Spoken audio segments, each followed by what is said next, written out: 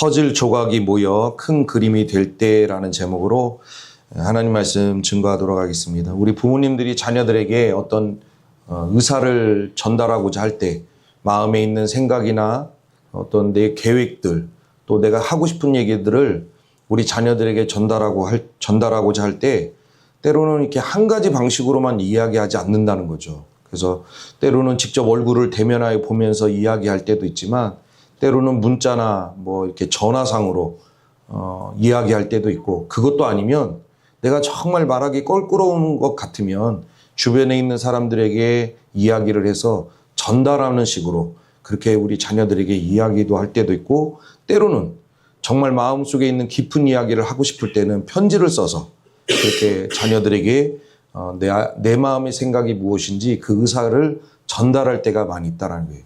그러니까 한 가지, 우리 어머니, 아버지들도 자녀들에게 한 가지만 가지고 이야기하지 않는다는 거죠. 다양한 채널을 통하여 다양한 방식으로 마음에 있는 생각들을 이렇게 전달하게 됩니다. 근데 이것이 하나님도 마찬가지라는 거예요.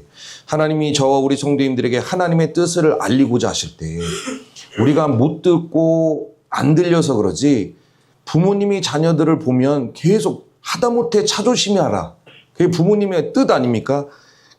저도 이제 부모가 되기 전에는 그 차조심하는 거 당연히 조심하겠지라고 생각을 했는데, 부모가 되니까 제일 걱정되는 게 차조심이에요.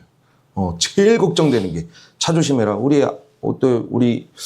저도 교류가 없는 목사님인데, 교류가 있는 목사님이 아닌데, 그분의 아들이 지금 몇 살이 됐는지 모르겠지만 얼마 전에 교통사고가 나서 그렇게 하반신을 못 쓰는, 지금 월요일 날 수술을 했다고는 하는데 신경이 돌아오지 않아서 막 목사님들께 기도 요청을 하는 걸 봤는데, 그냥 부모님들의 마음은 하다못해 차조심해라, 밥 많이 먹었나, 그렇게 계속 어떤 의사를 전달한다는 거예요.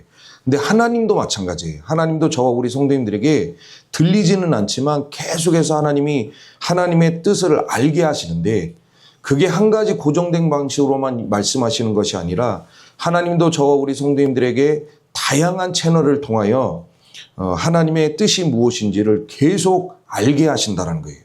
그래서 히브리서 1장 말씀에도 보면 옛적의 선지자들을 통하여 여러 부분과 여러 모양으로 우리 조상들에게 말씀하신 하나님이 이스라엘 백성들에게 어떤 뜻을 알게 하실 때, 음성을 주실 때 여러 부분과 여러 모양이에요.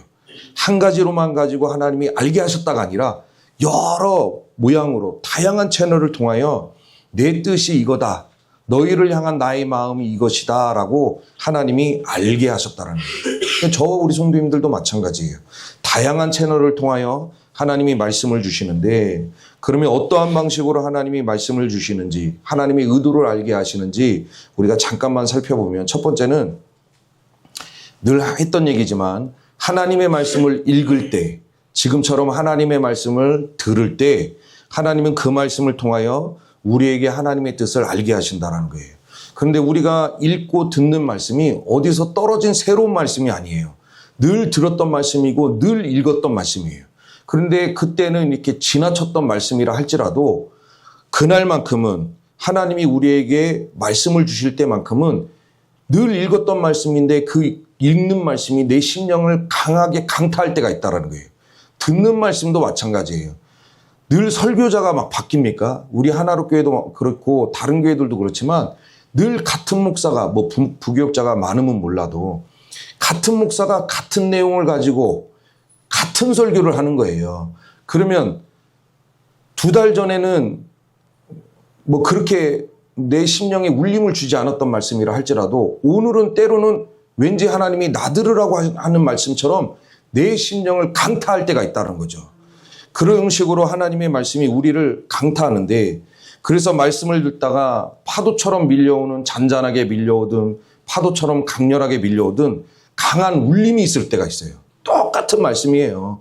똑같은 말씀이고 똑같은 읽은 말씀인데 어쩔 때는 그냥 지나쳤다가 어쩔 때는 강렬하게 울림으로 우리에게 찾아올 때가 있다는 거예요. 때로는 그 말씀이 읽을 때, 들을 때, 이건 하나님이 오늘 나에게 주신 말씀이구나. 여러분, 제가 여러분 들으라고 하는 설교는 없어요. 이따도 말씀을 드리겠지만 저는 설교를 준비할 때 잔잔하게 하나님께 기도하고 제 안에서 쑥 올라오는 것들을 붙잡아요. 단어를 붙잡든 문장을 붙잡든 그걸 붙잡고 설교를 준비하는 거지. 장 목사님 뭔 얘기 들었구만. 그렇게 설교 준비하는 건 없다라는 거예요. 그래서 저와 우리 성도님들 오늘은 꼭 나 들으라고 하는 이야기 같네 라는 그런 울림이 있다면 하나님이 지금 우리 성도님들에게 무엇인가 뜻을 알게 하시고자 하는 그런 의도로 받으시기를 바랍니다. 그리고 말씀을 읽을 때도 늘 읽었던 말씀이지만 그날만큼은 말씀에 나의 시선이 머무를 때가 있다는 거예요. 집중될 때가 있는데 그것은 반드시 하나님이 지금 우리 성도님들에게 주시고자 하는 생각, 의도, 뜻이 거기에 내포되어 있기 때문에 시선이 넘어가지를 못하는 거예요. 늘 마태복음 2장 3절 늘 읽었던 말씀이죠. 근데 그날만큼은 마태복음 2장 3절이 머물러 있는 거예요. 반복해서 읽혀지고 그거는 100% 하나님이 지금 나에게 뭔가를 말씀하고 계시다라고 받으시는 우리 성도님들이 되시기를 소망합니다. 이렇게 하나님의 말씀을 통하여 들을 때, 읽을 때 하나님의 뜻을 알게 하신다. 이게 가장 보편적이고 기본적인 방식이에요. 그리고 두 번째는 하나님이 저와 우리 성도님들의 중심 가운데 세미한 성령의 음성으로 하나님이 말씀을 주실 때가 있다는 거예요. 예를 들어 설거지할 때도 그렇고 운전할 때도 그렇고 때로는 기도할 때도 그렇고 하나님이 저와 우리 성도님들의 심령 가운데 세미한 음성을 주시는데 이런 식으로 주셔요. 갑자기 지인이나 같은 교회 성도가 누군가 떠오를 때가 있어요. 늘 기억도 안 났던 사람인데 갑자기 생각나게 하시고 그 사람을 위해서 왠지 기도해야 될 것 같은 그런 부담감이 몰려올 때가 있다라는 거예요. 그러면 그거는 성령이 지금 내 안에서 말씀하시는 거예요. 기도하라. 그렇게 찾아내는 거예요. 그리고 또 우리가 어떤 살면서 어떤 결정을 내리고자 할 때 다양한 결정들이 있지 않습니까? 근데 무언가를 결정하고자 할 때 우리 주변에 있는 사람들은 그게 기회다라고 얘기해요. 야, 기회야. 그 너무 좋은 찬스야. 그거 반드시 붙들어야 돼. 그리고 우리가 생각할 때도 그게 지금 너무 좋은, 우리가 계산을 할 때도 지금 너무 좋은 환경인 것 같아요. 그래서 붙드는 게 하나님의 뜻인 것 같은데 그래서 결정만 하면 되죠. 주변에서도 야, 결정해야 된다. 그 우리 안에서도 계산하니까 타이밍이 너무 좋아요. 그래서 결정을 하려고 하는데 우리의 중심 가운데 아직도 해결되지 않는 그런 찝찝함이 몰려올 때가 있다는 거예요. 이게 너무 좋은데 뭔가 아닌 것 같고 그럴 때는 무슨 순간입니까? 성령이 그게 하나님의 뜻이 아니라고 영적 브레이크를 걸고 있는 거예요. 그런 성령의 세미한 음성을 듣는 우리 성도님들이 될 수 있기를 소망합니다. 그리고 내가 누군가와 의견 충돌이 막 일어났어요. 그래서 심하게 다툽니다. 다퉜는데 내가 잘못한 게 없는 것 같아. 근데 그럼에도 불구하고 우리 심령 안에서 무슨 음성이 들려옵니까? 네가 찾아가라. 먼저 가서 손을 내밀고 먼저 가서 사과해라. 화해를 해라. 라고 우리 안에서 잔잔한 음성이 들려올 때가 있죠. 그런 경우는 100% 성령이 우리 안에서 세미한 음성으로 지금 찔림을 주시고 말씀을 주시는 거예요. 그래서 이런 경우도 있어요. 성령이 우리 안에서 세미한 음성으로 우리 성도님들이 신앙생활의 묘미를 알려면 정말 살아가면서 제가 처음에도 말씀을 드렸지만 안 들리는 게 아니라 못 듣는 거다. 육신의 부모도 눈 마주칠 때마다 이 얘기한다. 무슨 얘기도 하는데 하물며 영적 아버지께서 저와 우리 성도님들에게 말씀을 안 주실 리가 없다라는 거예요. 끊임없이 계속 주시는데 때로는 말씀을 통하여 때로는 세미한 음성으로 말씀을 주신다. 그 세미한 음성을 들으시는 우리 성도님들이 될 수 있기를 소망합니다. 그리고 세 번째는 주변에 있는 사람들을 통하여 그들이 전하는 언어를 통하여 하나님의 뜻을 알게 하실 때가 있다는 거예요. 예를 들어 다윗이 범죄했을 때 유부녀를 범하고 그의 남편을 전쟁터로 몰아내서 죽였음에도 불구하고 다윗은 자기의 잘못이 뭔지를 모르죠. 왜냐하면 그래도 되는 위치에 있었다는 거예요. 왕의 위치가 저 여인을 내 아내로 삼고 싶어. 그러면 할 수 있는 거예요. 저 사람을 전쟁터로 몰아내. 그러면 왕의 명령에 따라 그 사람은 전쟁터로 가는 거죠. 다윗의 항상 우리 위치가 문제인 거예요. 다윗은 그래도 되는 위치에 있었기 때문에 그렇게 행동을 한 거예요. 그러니까 이게 하나님 앞에 죄인지를 전혀 인지를 못합니다. 자각 자체도 못해요. 그런데 하나님은 다윗의 행위를 전부 지켜보고 계셨고 하나님이 보실 때 다윗은 죄죠. 그런데 다윗이 깨닫지를 못하니까 하나님이 누구를 보내십니까? 나단 선지자를 보내요. 나단 선지자를 보내서 전혀 깨닫지 못하는 다윗을 향하여 네가 범죄자다. 하나님이 말씀하시는데 네가 범죄자다 라고 말씀을 주셨다는 거예요. 이렇게 하나님은 우리 주변에 있는 사람들, 선한 말이든 죄를 깨닫게 하는 말이든 하나님은 주변에 있는 사람들을 통하여 지나가는 말로 우리에게 하나님의 뜻을 알게 하는 경우가 있다라는 거예요.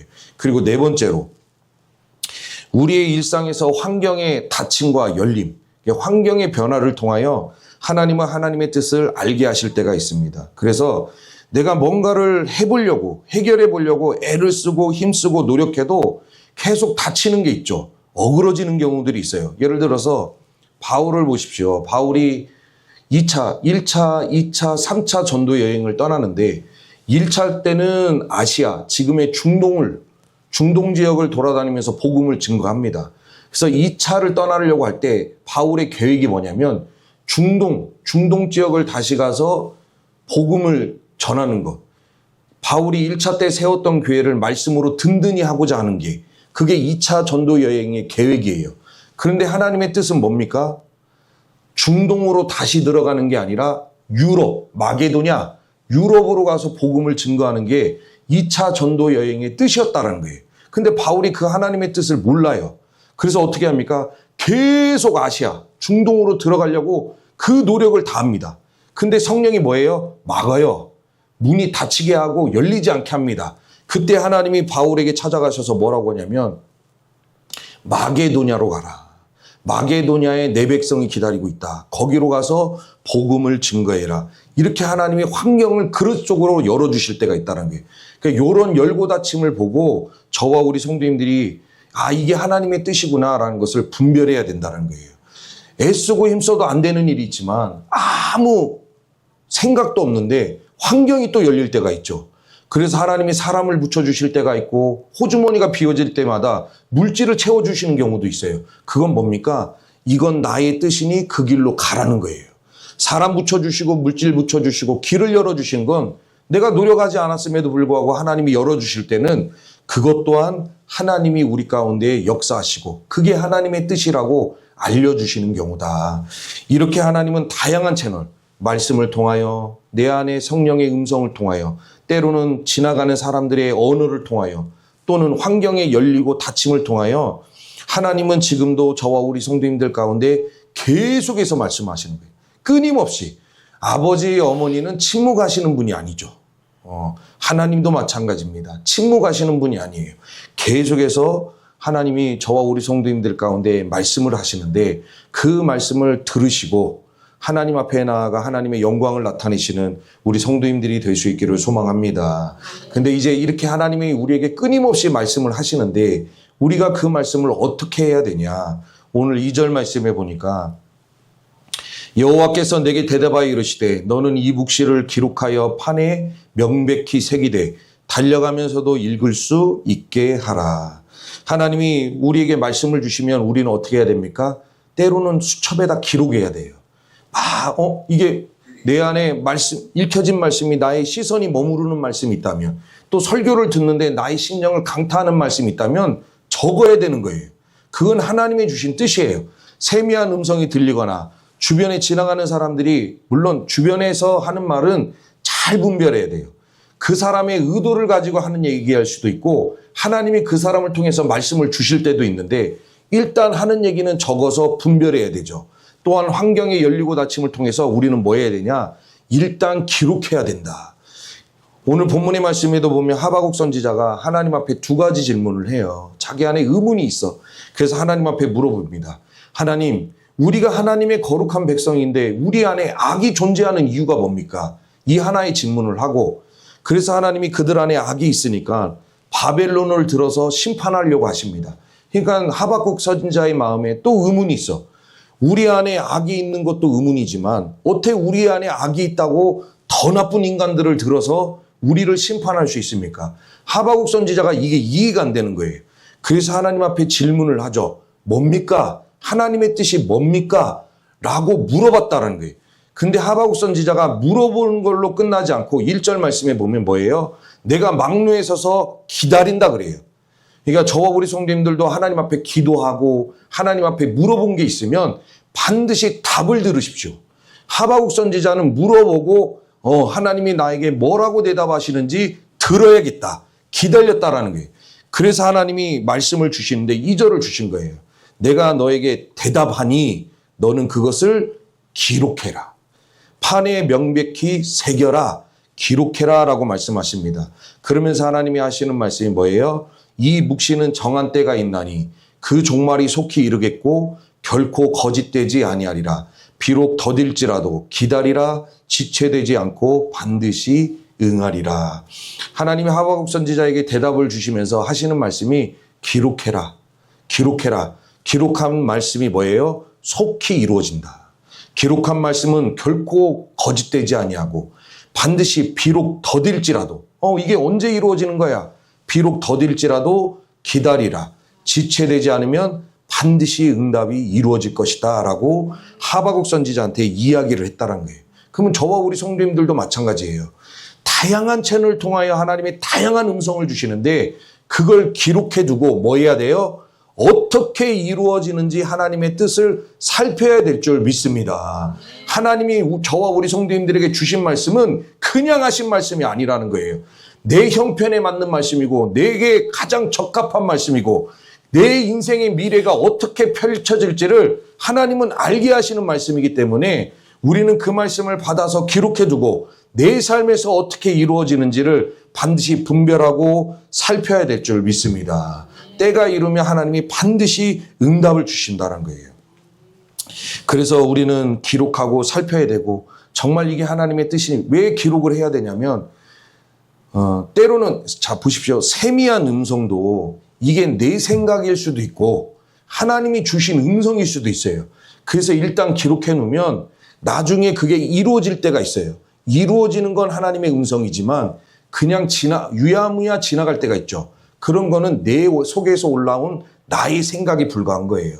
그래서 기록하고 분별해서 어떤 게 하나님의 뜻인지 어떤 게 하나님의 뜻이 아닌지 우리는 삶 속에서 살펴보고 이루어지는 말씀에 대해서는 우리가 신앙의 묘미를 누리며 살아가는 저와 우리 성도님들이 될 수 있기를 소망합니다. 기록한 말씀이 이루어졌을 때 영적 희열이 어마어마하다는 거예요.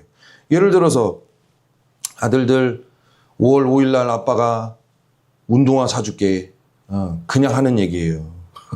그냥 하는 얘기예요. 이것도 진실로 받아들여서 저 문 열고 나가면 아까 약속하지 않으셨냐고 또 그냥 하는 얘기입니다. 5월 5일 날 우리 아들들에게 얘기를 했어요. 그러면 아들들은 뭐 해야 돼요? 기록해야죠. 안 잊어버리려면 5월 5일 날 아빠가 운동화를 사준다고 했음. 그럴 때 5월 5일 날 딱 됐는데 그게 뭐예요? 눈앞에 운동화가 딱 생겼네요. 그러면 그때 올라오는 희열이 장난이 아니죠. 하나님의 음성도 마찬가지예요. 기록해뒀다가 그 말씀이 내 삶에서 이루어지면 그때 영적 묘미, 영적 기쁨이 장난이 아니라는 거예요. 그걸 누리며 살아가시는 저와 우리 성도님들이 될 수 있기를 소망합니다. 그래서 우리가 하나님의 말씀을 기록해야 되는데 만약에 우리가 기록하지 아니하고 그냥 지나쳐 버린다면 어떻게 됩니까? 첫 번째는 말씀을 기록하지 않으면 반드시 잊어버려요. 하나님 보세요. 말씀을 읽을 때 시선이 멈추는 것, 설교를 들을 때 내 안에 울림이 오는 것, 그리고 세미한 음성이 내 안에서 울려 퍼지는 것, 주변에 지나가는 사람들이 툭 던지는 말들, 환경에 열리고 닫히는 것들이 이게 막 1시간, 2시간 그렇게 계속 우리에게 진동으로 오는 게 아니라 굉장히 순식간에 지나가요. 이해되십니까? 성경 읽어보십시오. 내 시선이 머무르는 게 순식간이에요. 딱 머물렀다가 또 한 장 넘기면 싹 사라져요. 내 안에 성령의 음성이 올라올 때도 하나님이 뭐 예를 들어서 우리가 하나님 동서남북 어디로 가야 됩니까? 라고 늘 하나님 앞에 그런 기도 제목이 있을 때 하나님이 우리 가운데 성령의 세미한 음성을 주실 때 하나님이 쑥 집어넣어 주시는데 동쪽으로 가라. 예를 들어서예요. 동쪽으로 가라 하는 게 이게 순식간에 우리 안에서 올라왔다가 그냥 사라져요. 만물보다 심히 부패한 게 인간의 마음인지라 하나님의 말씀을 받을 때는 굉장히 순식간이에요. 하나님의 말씀을 받았다가도 이 부패한 말씀이 계속 뭐하게 만듭니까? 다른 거에 집중하게 만들고 세상에 관심을 두게 만들어요. 그래서 하나님이 우리에게 세미한 음성을 주시다가도 이게 순식간에 사라진다는 거예요. 그래서 기록하지 않으면 이게 뭐지? 이거 하나님이 지금 내게 주신 말씀인가? 기록하지 않으면 순식간에 주신 말씀이 순식간에 사라지더라. 예를 들어서 예수님의 제자들도 보십시오. 예수님이 살아계실 때 예수님의 제자들에게 늘 하셨던 말씀이 뭐예요? 내가 죽는다. 사실이죠. 예수님이 고난받으시고 죽는 게 사실이에요. 그러나 예수님이 그 말씀, 내가 죽을 거야, 거기서 말씀을 끝낸 게 아니라 내가 죽지만 다시 부활한다. 내가 3일 만에 다시 부활할 것이요. 그리고 예수님이 하신 말씀이 뭐예요? 너희보다 먼저 갈릴리로 갈 것이다. 그러니까 예수님이 제자들에게 늘 하셨던 말씀이에요. 그러면 제자들이 가지고 있어야 될 마음이 뭐예요? 예수님이 돌아가시는구나. 언젠지는 모르겠지만 예수님이 돌아가실 때가 있구나. 그러나 예수님이 돌아가시는 걸로 끝나지 아니하고 3일 만에 부활하셨다가 우리보다 먼저 갈릴리로 가시는구나. 요걸 기억하고 있다가 예수님이 돌아가셔도 그 말씀 붙들고 막 소망을 가져야죠. 죽은 게 끝난 게 아니야. 예수님이 돌아가셨다고 우리 인생은 다 끝난 게 아니야. 부활하실 거야. 이렇게 소망을 가지고 있어야 되는데 예수님이 하신 말씀을 전부 다 잊어버리고 눈앞에 펼쳐진 현실, 예수님이 십자가에 비참하게 못 박혀 죽으셨다라는 그 현실에 함몰되어서 전부 다 주저앉죠. 그러고 나서 어떻게 합니까? 다 각기 제 길로 갔다는 거예요. 예수님이 죽었으니까 끝났어 하고 다 제 길로 전부 돌아갔다는 거죠.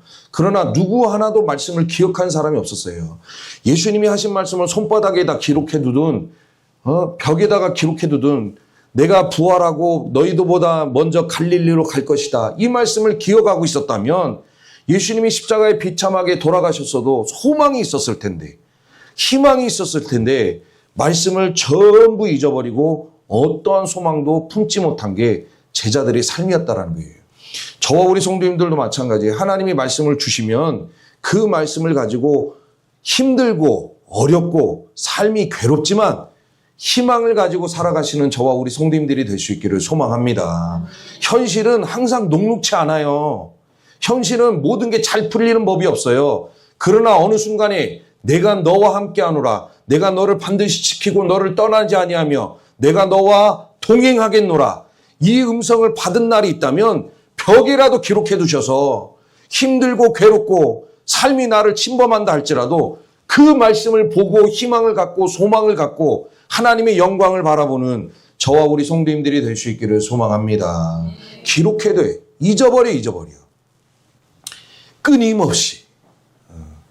끊임없이 계속해서 주신 말씀인데 전부 잊어버리고 조그만 거 하나 들어오면 제가 예전에도 말씀을 드렸죠. 우리 뇌는 부정적인 거, 긍정적인 거보다 부정적인 거에 더 몰두하는 게 우리 뇌예요.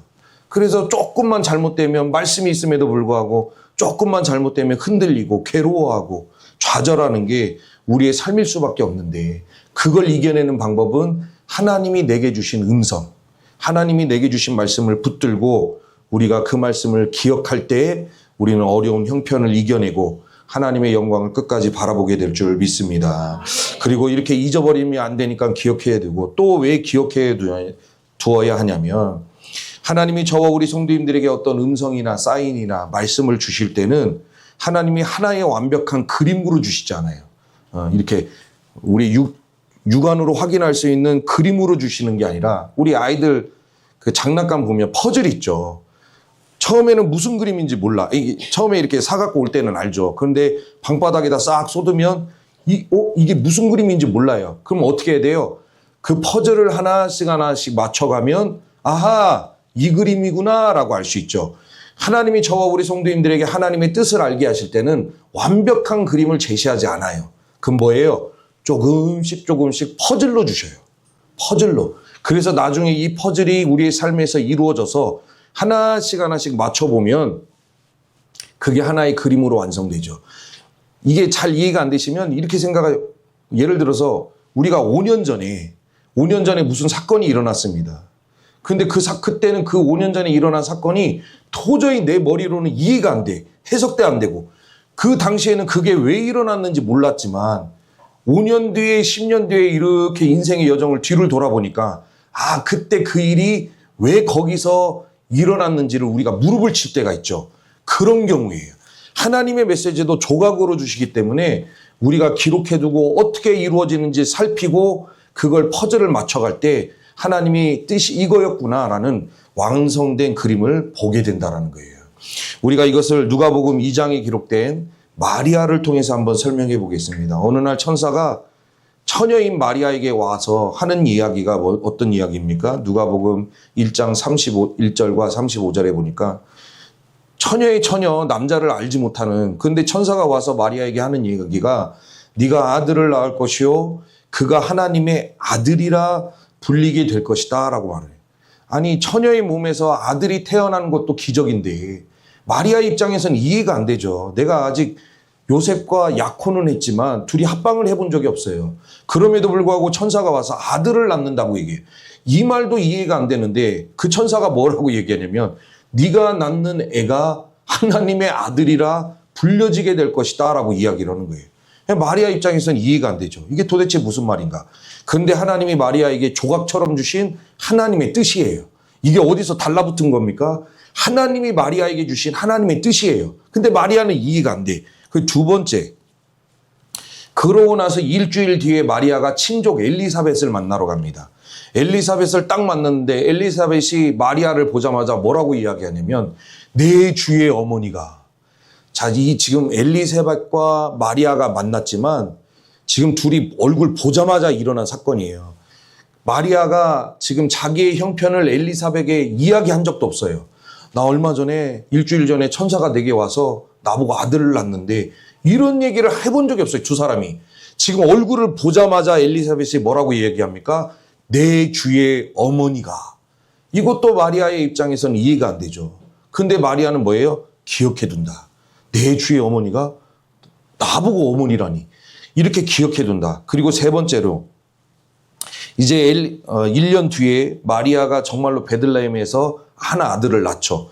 그때 누가 찾아오냐면 누가복음 2장 11절에 1년 뒤에 오늘 다윗의 동네에 너희를 위하여 구주가 나셨으니 곧 그리스도 주시니라. 이게 무슨 말? 이제 아들을 낳았어요. 근데 어디서 알지도 못하는 목자들이 찾아온 거예요. 일면식도 없어요. 관계도 맺어본 적도 없죠. 근데 그런 목자들이 찾아와서 지금 마리아에게 뭡니까? 천사가 우리에게 와서 말을 해주는데 어떤 말이냐? 오늘 다윗의 동네에 너희를 위하여 구주가 나셨으니 곧 그리스도 주시니라. 지금 구주가 태어났대. 기름 부은 자 메시아가 태어났대라고 이 목자들이 와서 아기 예수에게 경배를 했다라는 거예요. 그럼 마리아도 이게 뭔지를 모르죠. 지금 이게 무슨 상황인가? 내 주의 어머니 구주가 나셨으니 그리스도의 주시라. 그 아들은 하나님의 아들이라 일컬음을 받는다. 이런 게 다 무슨 말인지 몰라요. 그리고 마지막으로 마리아가 이제 아이를 데리고 성전에 올라갔을 때 시므온 할아버지, 선지자 할아버지가 아기 예수를 이렇게 안아들고 하는 이야기가 있죠. 뭐라고 합니까? 누가복음 2장 30절과 32절.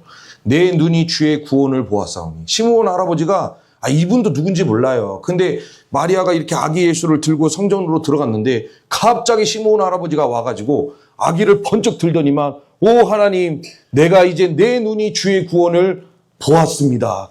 이는 만민 앞에 예비하신 것이요 이방인을 비추는 빛이요. 이 아이가 이방인에게 빛을 비추는 빛이래요. 주의 백성 이스라엘의 영광이니라.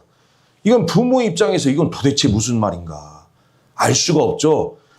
모든 말이 알 수가 없어요. 조각조각 보면 하나님이 나에게 도대체 이 말씀을 왜 주시나? 나에게 왜 도대체 이 말씀을 왜 하시는 건가? 모르죠. 모르니까 때로는 투덜투덜 할 때도 있고 때로는 아멘 할 때도 있고 모릅니다. 마리아도 몰랐다는 거예요.